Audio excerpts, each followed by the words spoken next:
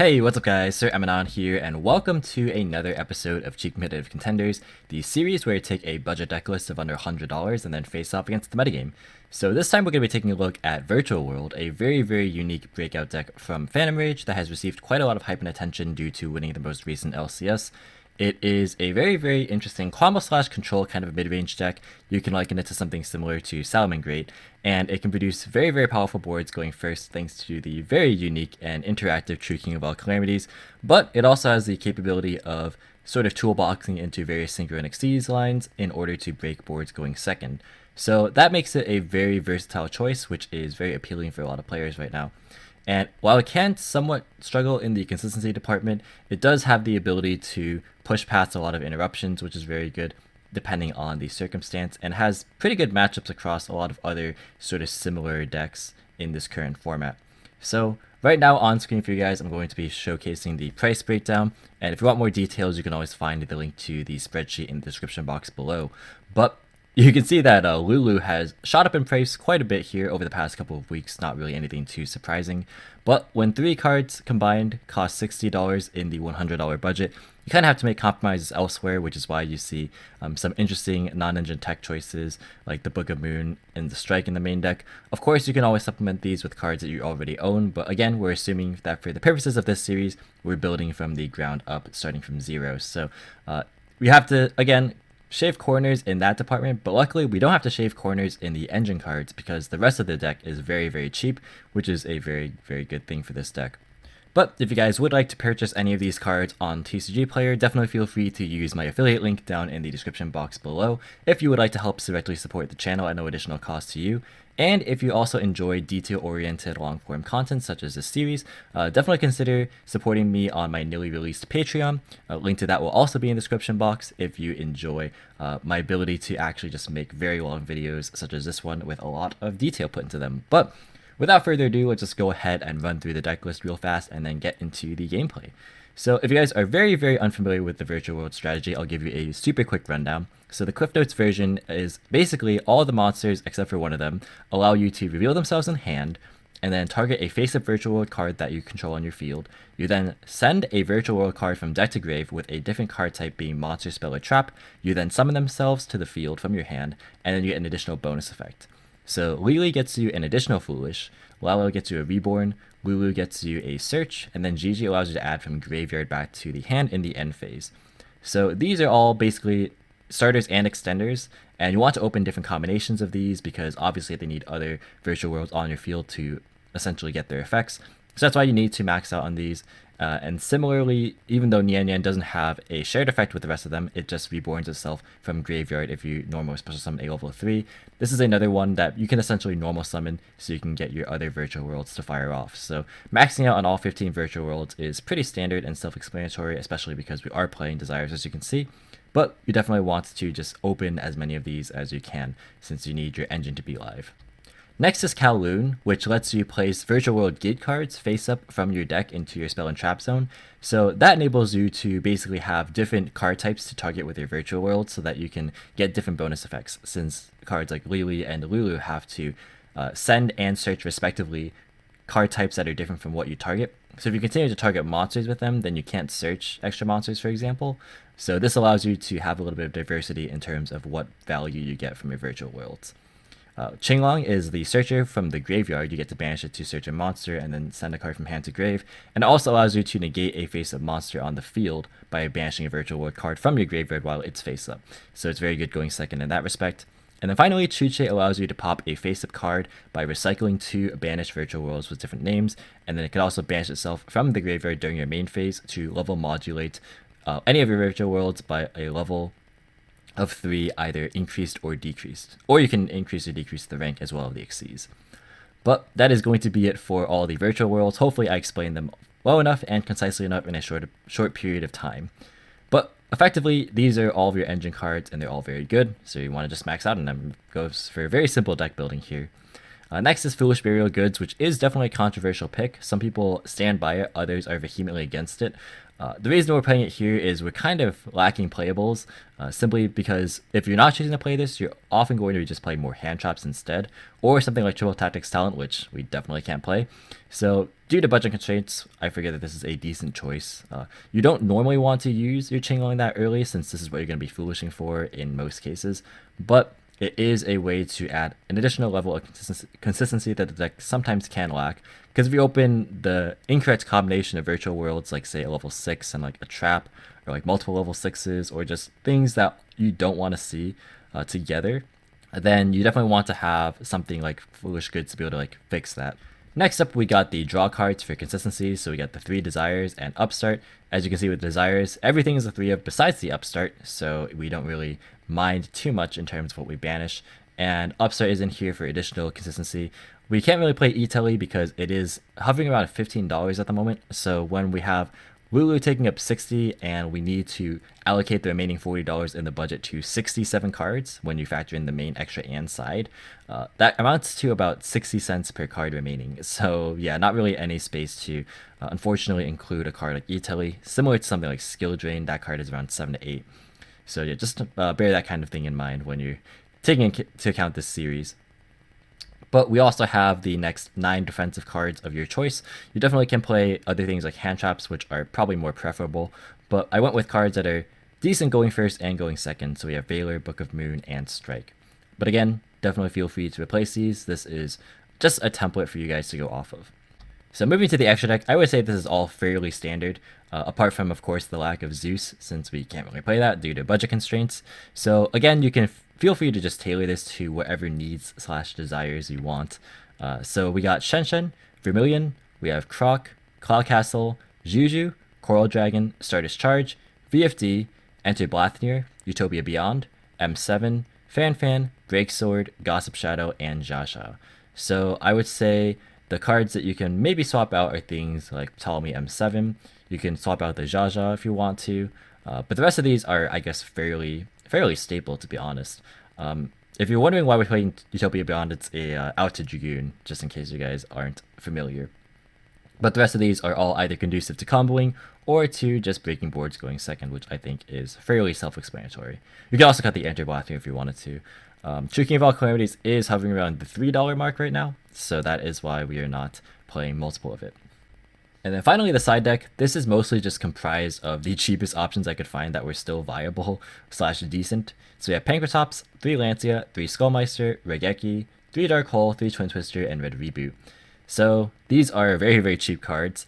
The cards I would definitely suggest actually playing are Reboot, Pankratops, and Lancia, depending on the metagame. But right now, you could play like other back removal cards. Twin Twister is just the cheapest one. And then we have other cards like the Board Wipes, which actually are pretty decent against things like Zoo. And they are also forced negation cards against combo decks, although realistically, if against a combo deck, it's not heavily favored given how few hand traps we can afford to play.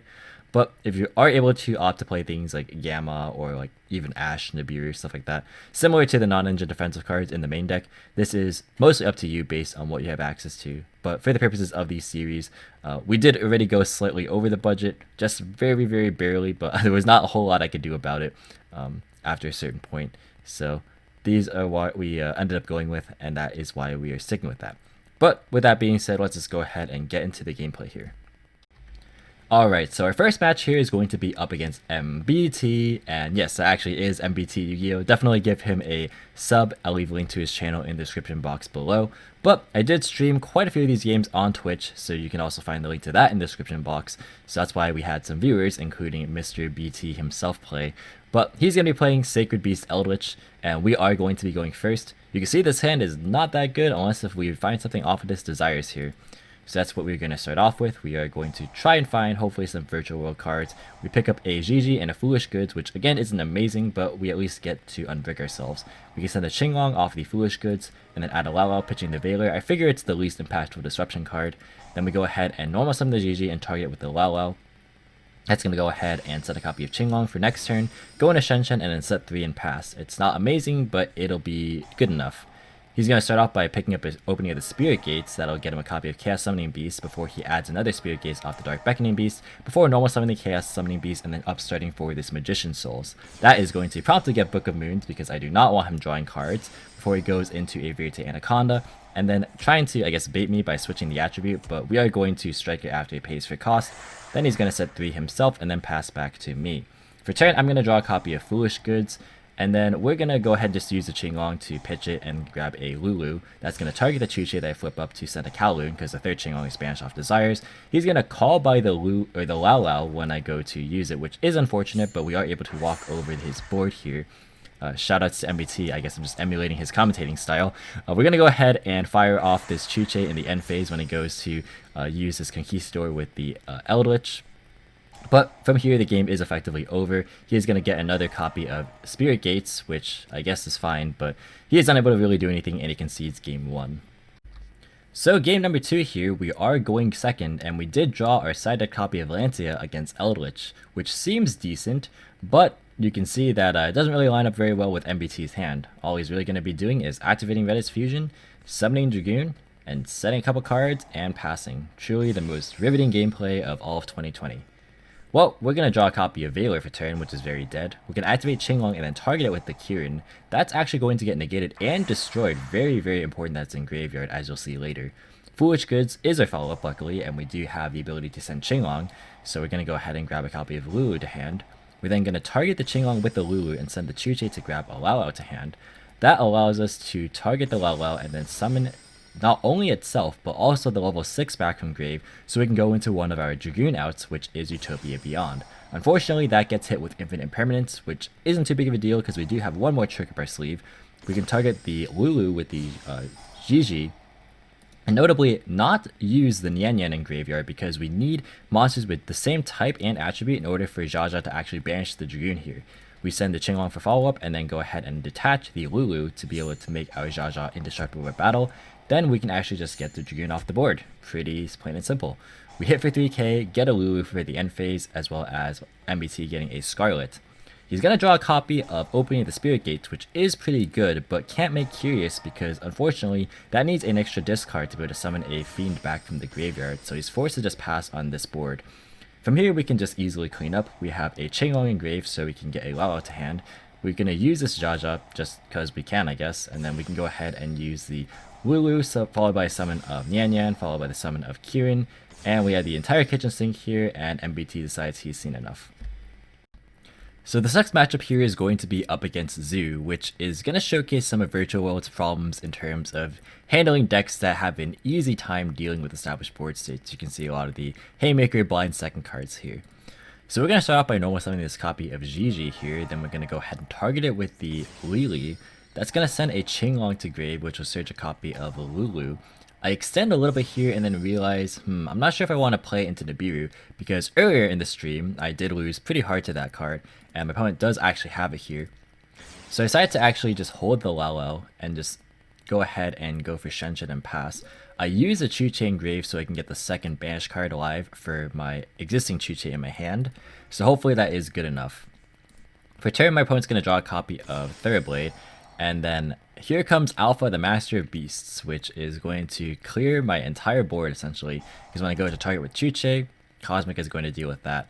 And here I really do not want it bouncing itself back to the hand and then just getting free value, so I feel the need to strike it here, because either way I think we were not going to be in a good spot.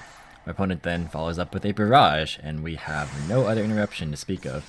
So my opponent is going to go ahead and successfully go into Borbo, attack directly, and then summon a Zeus. And my opponent can set my board before just making a Dryden on top of that as well. So now Virtual World has to deal with a Zeus plus Dryden with only one card. It's pretty hard, but we do have Qinglong and Shenshin engraved, so we can try and go for this. I end up misplaying pretty bad, so the line here should have been to go ahead and use Qinglong, banish something engrave, and target the Zeus. If he uses Zeus in response, that clears his Dryden, and so then I'm able to use the Shenshin plus my follow-up Lao Lao to be able to try and clear the board, since this Zeus only has 2 materials under it. If my opponent doesn't use the Zeus, then my opponent is basically just going to be using the Dryden, or left with the Dryden, then I can go ahead and go for Shenshen, bring it back, go to battle phase, force the Trident, and then play main phase 2 because I still have this Qinglong face up. So definitely should have used this Qinglong first, but I did not play correctly. I got punished here. My opponent uses the Mourner, which ends up dealing 2800 damage to me, which actually ended up hurting quite a bit. We go ahead and use the Qinglong Grave and then realize we can't play past the Zeus at this position because we already messed up, and then we go ahead and just concede here. So that game 1 was a combination of me not really understanding fully how to properly play Virtual World as well as the weaknesses of the deck itself, so hopefully we can recover a little bit in game number 2. So we're going to start off with a copy of Qinglong and then try and target it with one of these Lulus in hand, but that gets hit with Ash, and that actually does end our turn, so we're going to have to just set 2 and hope it's good enough. Our opponent draws a copy of Ash again, which is a little bit frustrating. We're going to normal summon Rat to go into Ram, and then I realize maybe this is a Megaclops play, so I try and hold my disruptions for the Megaclops, but my opponent actually opts to bring back Hammer Kong instead of Shakunin, and I realize it's going to be something a bit different. My opponent goes for Borbor and Vespinato, and I actually decided to strike the summon of Vespinato just to get one of the Xyzs off board. A little bit of a misplay because you can't actually overlay on top of Vespinato, so you can't make Zeus on top of it. So it would have been better to actually just use like the Book of Moon on the Borbo and then just leave the Vespinato be, but it was a misplay on my end. Now, another weird thing here that happens is that Vespinato has to be an Xyz summoned card that was destroyed to be able to float, but I negated the summon, so I'm not sure why it was allowed to bring back this Ram here. But my opponent did actually go through all these Zoo names, so luckily for me, if I just Book of Moon this Borbo, my opponent can't actually make another Zoo name to go into Zeus, so my opponent is forced to pass here on a Book of their own. For turn, we draw a copy of Desires, which is good. Unfortunately, that gets met with the Ash, but that means that we at least get to resolve our Lulu. So we get to go search for a Gigi. We're going to target the Qinglong, and then here is another ruling where if you guys haven't seen MST.tv's video on it, would recommend doing so, but there is some controversy based on whether or not you can trigger Nian if it was sent off level 3 that was then consequently summoned due to the clauses as well as various graveyard triggers for summoning effects. But I will leave that to his video if you guys want to learn more about that. We're going to go ahead and recycle a card with Nian when we make Coral Dragon, and then try and pop this set copy, which is a Book of Moon, and we walk face first into it, which is a little bit frustrating, but we get to at least clear the set Borbo and have some follow-up for next turn. Now here we just have to hope we don't die. My opponent's going to go into Shakunin, and then go into Borbo, and then go ahead and attack directly. I guess my opponent's trying to play around a Beerus because this is technically 4 summons because the Whiptail was attached, so that made it one less, summon with the same number of materials, but my opponent actually did know the card in my hand, so I'm not entirely sure if my opponent tried to specifically play around Nibiru there, but we have to deal with the Zeus, which is a little bit hard. Now, notably, my opponent didn't actually use the Borbo to attack into the Coral Dragon to banish it, which is going to come up here. So we're going to use the Qinglong to try and force one of the Zeus negation sends. It does. My opponent actually thus then gets to send my Coral Dragon to the grave, which draws me a card. So that's also very good. We pick up a Kowloon off the top, and we upstart into an anti-spell, which is a card I was testing side decking, but ended up cutting because it just conflicted way too much with my top deck Kowloons, which seemed to happen quite a bit. We're going to go ahead and fire off the Kowloon to use Chuche, which will force the other Zeus effect. And now we have a Qinglong engraved, so we can completely pop off here. We can go ahead and normal summon the Lulu and then target it with the Lao Lao. That'll go ahead and bring back the Gigi. Then we can go for a Shenshen, which does eat an effect veiler, but I am actually not planning on using it right now. I'm just going to go ahead and level modulate with the Chuche, and then go for Cloud Castle, and then my opponent actually scoops upon seeing that. So game 3 here is going to exemplify, I think, more of the weaknesses of Virtual World, more so even than that game 1 earlier. So we are going to be forced to go first again, as our opponent is, I guess, playing Blind Second Zoo. And our hand is decent, but not amazing. We're going to try and use Desires to find something. We instead draw more side cards, so we're forced to just normal this Nian, and then go for a Lili to send to. Now, I actually misclick and accidentally use the Chuche, which sucks because I'm forced to level modulate here. That is just Edo Pro things. We're going to go ahead and get Skullmeistered on the Qinglong, which really eats up not only our follow-up, but just our plays for next turn as well. So we're forced to go into Fan because we don't have a level 3 non-tuner anymore to go into Shenshen with this Lao Lao here. And we're just going to hope that the floating effect of Fan is going to be good enough. Now, we're just going to set the Book of Moon and hope that we can survive a turn at least. Our opponent draws a copy of Alpha and is going to use it to bounce this Fan, and suddenly we are in a very precarious spot. They're going to go ahead and grab a Desires as well, and then go for a Therablade, That's going to allow them to go into a Shotgun, which we will use Book of Moon on to try and reprieve ourselves one turn. It does, but unfortunately we draw another Kaiju, and you can see I was testing Kaijus in the side as well. But it really wouldn't have mattered, because one of the problems here is that I just don't have enough virtual world names to actually go ahead and target with this Lalo. Now, if I had used the Lalo last turn, just leaving it on the board, like targeting, say like a Nian Yan, and then sending a Qinglong to grave for follow-up, I would have been fine, but it would have not had this Lalo in hand. And then my opponent would have actually just been able to use Alpha again and just summon it and clear the board anyways. So I would have just had the same spot but with Qinglong in hand and then, Qinglong in grave and just not this Lalo in hand. So I would have been left with only one virtual world name anyways. So the problem is that you need 2 cards to play all the time, which can definitely be an issue. We're going to go ahead and just Kaiju Crash and hope that the cleared board is going to be good enough. But our opponent does draw another Tenki for turn and is going to go ahead and go for Third Blade. They already had the Ram, but just cycling more even hurts a little bit. We're just going to go ahead and see our Z opponent fully pop off here basically, and just going to go ahead and pop this Ram, go for a Third Blade, and then go for Trident plus Zeus again. So now we're going to have to face that when we aren't really able to play the game anyways, and we draw another Book of Moon, and that is going to do it. So the last match did a pretty good job of showcasing what the weaknesses of Virtual World are, in that you need multiple cards to play at all points in the game, which can definitely be a hindrance when you get to a simplified game state like we saw in that Zoo matchup. Also doesn't help if you are a less experienced pilot of the build like myself. This deck can be a little bit hard to play at times, but this match hopefully will showcase some of the strengths of the deck, because I don't feel like I adequately showed those off yet. So we're going to be going first here against Dragon Link, and luckily for us, our opponent did not open that well. So we're going to start with a copy of Desires, and we're going to draw a copy of Goods and Book of Moon. We're going to Foolish for a copy of Qinglong, which will add a copy of Lulu to hand. We're going to activate the second copy of Qinglong, and then go for a copy of Lulu, adding a Lili to hand. We're then going to trigger the Nian, and then summon the Lili. And here I make a little bit of a miss sequence. I go for a Croc instead of the Shen, because what I could have done was go into Shen, then reduce this level by 3 for the Chuche that I have in grave, and then go into Cloud Castle to bring back the Shen. That plays around Nibiru a bit better. This plays a lot harder because I have to commit to the Lala, which is normally your insurance. But messed up here, so we have to commit the Lala earlier, but luckily opponent did not actually have the copy of Nibiru in hand. So we are actually able to level modulate the Lala instead and go for the Calamities plus Shen board anyways. So opponent draws a copy of Brotar. They're going to go ahead and use this Imperm. I go ahead and hope that my opponent just doesn't have Gamma, and luckily my opponent doesn't. They drew the Driver instead, and that is just going to be the end of the game right there. So that is what happens when you ultimately do get to summon the VFD, but you'll notice that that was actually the first game in 6 that I managed to do so. So you can actually get Disrupted or Brick a lot easier than people I think anticipate.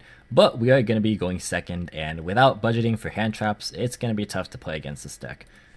We're going to go ahead and see our opponent normal summon a copy of Brotar, and then go for a Striker Dragon. That's going to be chained with a Noctivision, grabbing a copy of Boot Sector launched to hand, then going for a copy of Romulus, drawing a card off the Nocto in the process, and then going for a copy of Divine Lance. They'll activate it, then equip a copy of Phalanx from deck, which will then unequip itself to summon to the board, then go for a copy of Link Cross off of this Romulus, and then go into 2 level 1 tokens.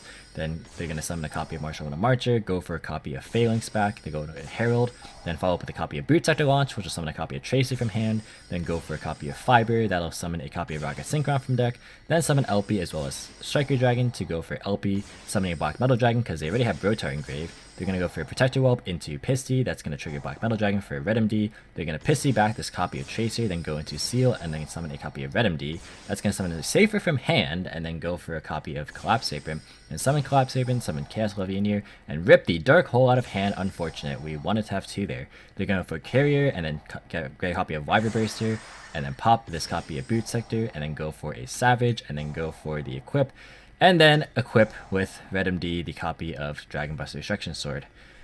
That's a lot. We're going to draw a copy of Lalo for turn. We're going to hopefully try and bait a little bit here, but our opponent is just going to actually bounce the Chuche with the Seal, which is very unfortunate. We're going to then normal summon the Lulu, and then go for the battle phase. Our opponent is going to trigger out Brotar as well. Here we can actually go for a Lala. We're trying to bait the Savage here, which actually does work on the Qinglong, And so we can fire the Star Claw off, but we aren't really able to do anything after that.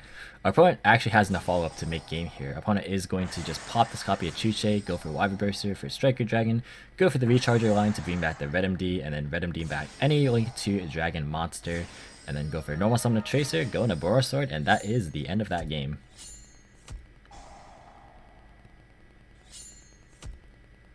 So it's time for game 3, and our hand is kind of weak. We don't have desires to try and bail us out either, so we're just going to have to commit our normal summon to Lulu, which we don't really like to see. But worse off, our opponent has a copy of Gamma, which is a very powerful hand trap, both in the format and against our deck. So we're going to be going first here. We're going to start off with a normal summon and then go for a copy of Lelel, but that does get Gamma'd, and suddenly we are out of a play, because it's use not activate once per turn. We're going to set Book of Moon and pass.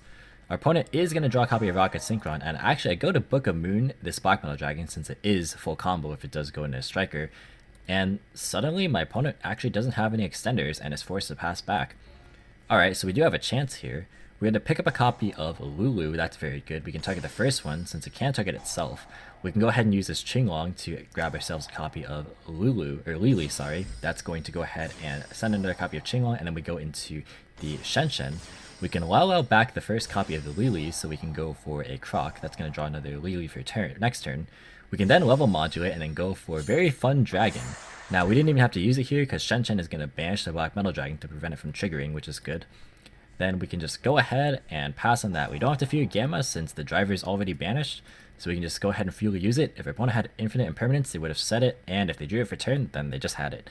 Luckily, our opponent didn't, and is going to try and use Chaos Space, go for a Wyvern Burster, and just go into Seal, which does actually take care of parts of our board. We are going to have to be forced to shotgun the True King of All Calamities in the draw phase, and we can call Light here, which not only takes care of the graveyard effect of Seal, forcing opponent to respond right away as well, but also takes care of maybe any potentially lingering Nibirus in hand.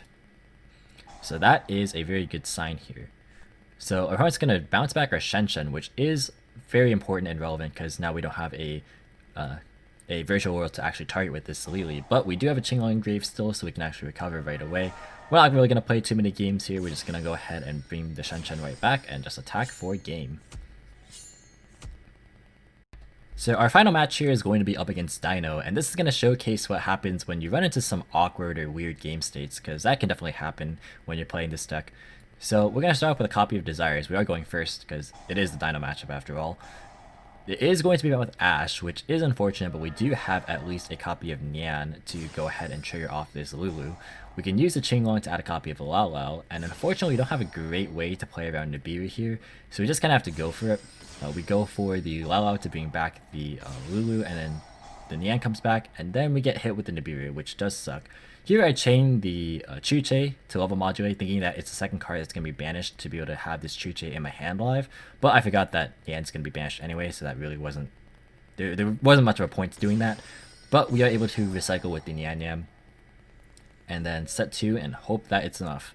Our opponent draws a copy of Extravagance, which is a killer top deck. They're going to find a copy of Petit and a Call by the Grave, which is actually not that good. My opponent's then going to use Pill to grab a copy of Pankratops. My opponent's going to Pankratops the token, and it's from here where I realize that if my opponent is starting off with a Pill for a Pank, it's probably not a great hand, so I go ahead and just strike the effect of Pank. My opponent then actually is forced to pass after switching this Nibiru into defense. We can go ahead and switch the token back into attack and then attack ourselves. This is again a problem where if you don't find a virtual world, you are kind of stuck. Opponent does find a copy of Oviraptor. We are going to go ahead and strike because, can't chain Miscellaneous to a counter trap. And my opponent does actually pass back. We are going to go ahead and go to battle phase and hit for this token. 5500 damage is quite a lot. We draw the one virtual world card, by the way, that doesn't actually help us here. Finally, we draw a copy of Gigi, so we can actually use that effect. That's going to go ahead and send Qinglong to grave and summon itself. We go ahead and run into this Ash Blossom, but we are able to actually use the Chuche to pop the Ash and then go ahead and attack for game. So it's game 2 here, and while I thought my opponent would make me go first, and I cited an anti-spell when I was still playing it, my opponent actually decided to go ahead and take the reins themselves. So we're going to see my opponent start off with a copy of Pot of Extravagance. That is going to banish 6 and draw a copy of Petit and a copy of Cosmic Cyclone. Overraptor is going to find the copy of Misk. Where's a hand trap where you need it?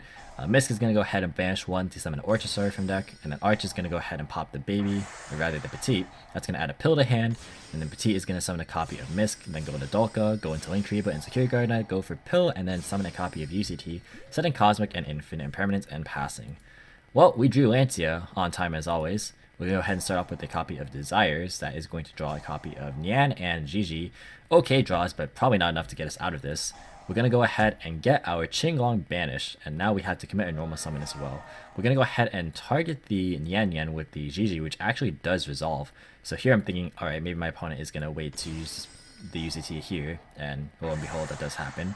We're going to use Qinglong to add and discard a copy of Vitullo, because we already used Gigi, so we can just add it straight up back.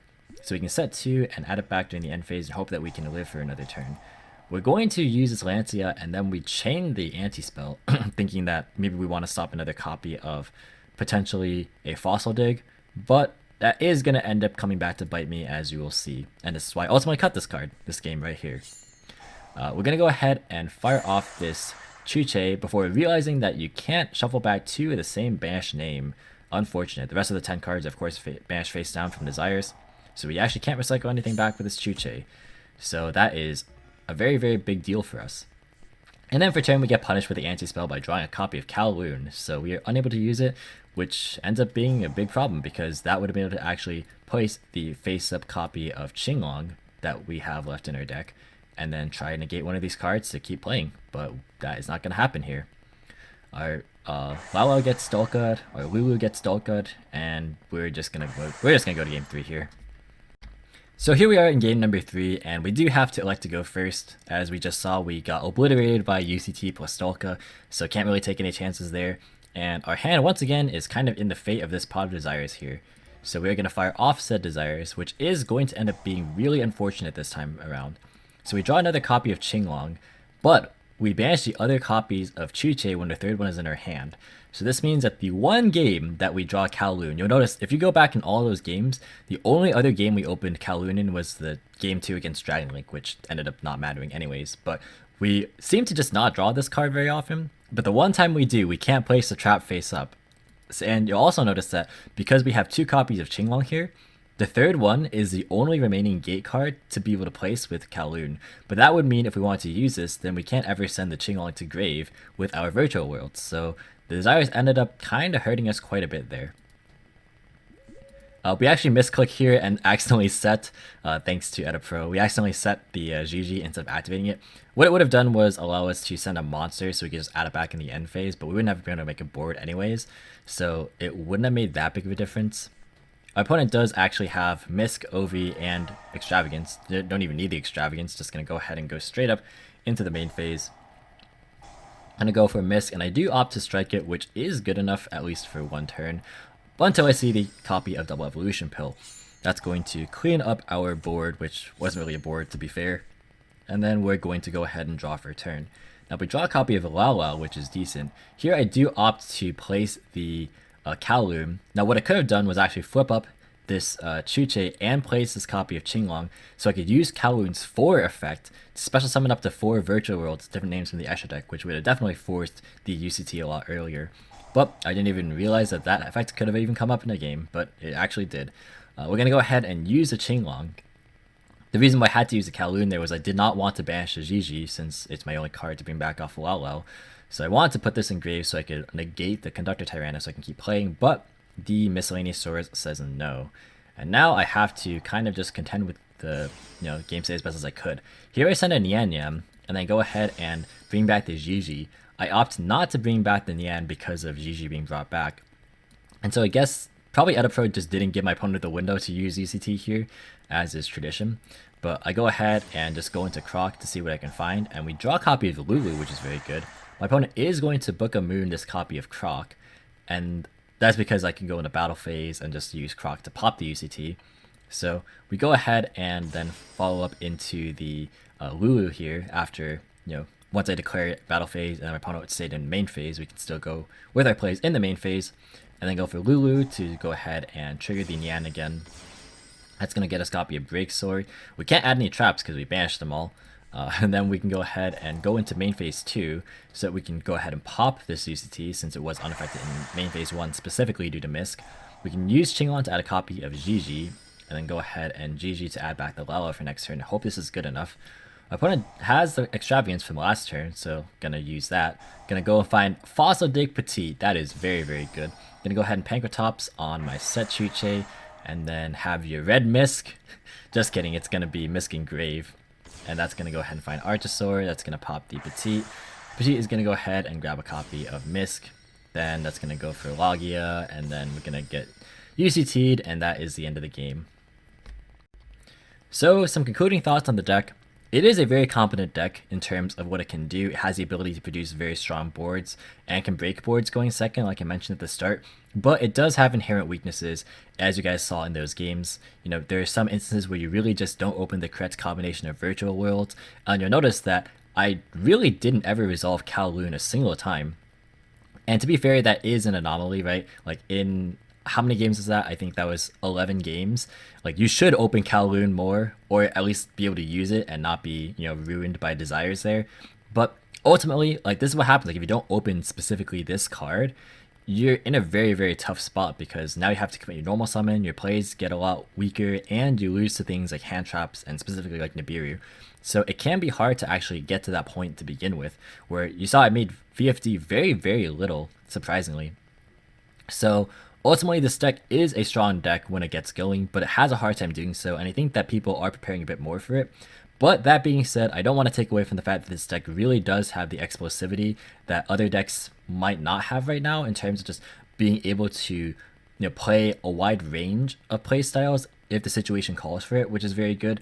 And you have a lot of ability to play a lot of hand traps or just non-engine cards, which is a very, very nice thing to be able to have in any given format. So this deck is still a very affordable deck, and if you want to be able to play something that's very strong on the cheap, this is still a great option to do so. So that's going to do it for the video, guys. Thank you so much for watching. Hope you enjoyed. If you did, leave a like as well as any thoughts or feedback in the comments. Subscribe for more competitive and informative Yu-Gi-Oh content. If you want to, you can follow me on all social media links or support me using the links in the description box as always. And until next time, I'll catch you in the next video. See you guys.